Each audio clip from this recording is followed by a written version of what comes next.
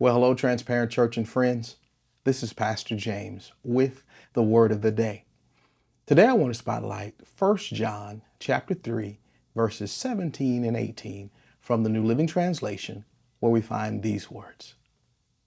If someone has enough money to live well and sees a brother or sister in need, but shows no compassion, how can God's love be in that person? Verse 18.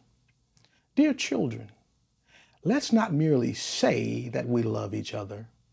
Let us show the truth by our actions. Well, as we get started this day and get ready for the weekend, I want to wrap up this theme of help with today's theme, loving enough to help.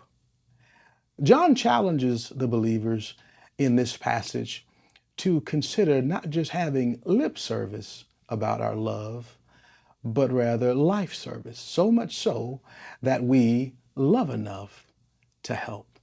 He says, if you're living well, but you see someone else who has a need, but you have no compassion, then why is that if you call yourself to be a believer?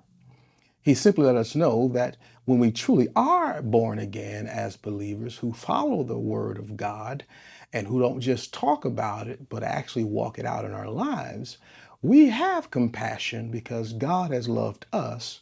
And just as He's loved us, the Word challenges us to so love one another. One way we show God's love is by sharing what we have in the form of having compassion. And yes, sometimes to have compassion, we may have to share cash, but sometimes you and I can share compassion without cash just simply because we care. You may not have to give each and every time someone has a monetary need, but do you pray that they get the help they need? Do you point them in the right direction for other resources around you that you may know of? What I'm sharing today is that there should be compassion in our hearts for anyone that we see hurting, especially to those who are in the family of faith. So as we do so, let God lead you. I know we have to be prayerful and mindful that there are people who prey on people like us who love to help. Our job is to walk in step with God's Spirit. Let Him show us where to help, when to help, and how to help. When that happens, though, we must be mindful also of the fact that God's in control of what happens with the results.